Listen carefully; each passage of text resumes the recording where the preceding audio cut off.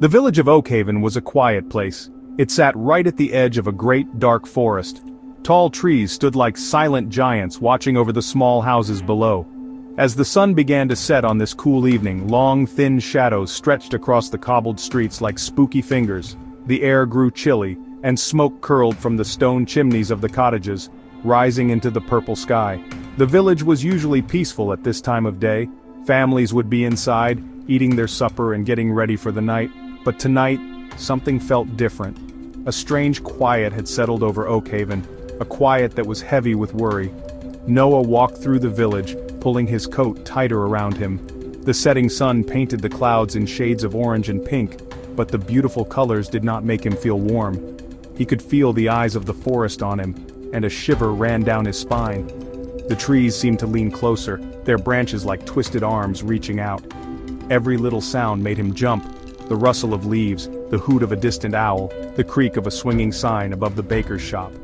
He was on his way to his best friend Elias's house, but a growing sense of unease filled his heart with every step he took.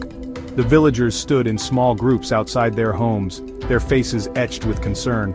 They spoke in hushed tones, their voices barely carrying on the evening breeze.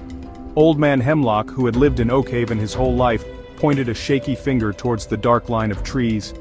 He muttered about the dangers that lurked within the deep woods, stories that all the children had heard but never truly believed until now. The whispers followed Noah as he walked, words like lost and forest floating in the air, making the knot of fear in his stomach tighten even more. He finally reached Elias's cottage, a small, welcoming house with a bright blue door. Usually he would run up the path and knock loudly, excited for their evening adventures. But tonight, his feet felt heavy, as if they were stuck in mud. The windows of the cottage were dark, and no warm light spilled out to greet him.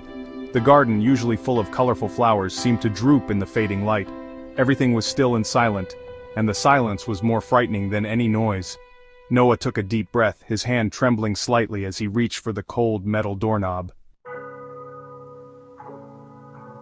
The door to Elias's house was unlocked, which was not unusual in a village as trusting as Oakhaven. Noah pushed it open slowly, the hinges groaning in the quiet. "Elias!" he called out, his voice sounding small and weak in the stillness. He stepped inside and was met with an eerie silence. The house was tidy, just as Elias's mother always kept it, but it felt empty and cold. A plate of uneaten cookies sat on the kitchen table, a stark reminder that someone was missing. Noah's heart began to beat faster. He knew, deep down, that something was very wrong. He made his way up the narrow creaking staircase to Elias's bedroom. The door was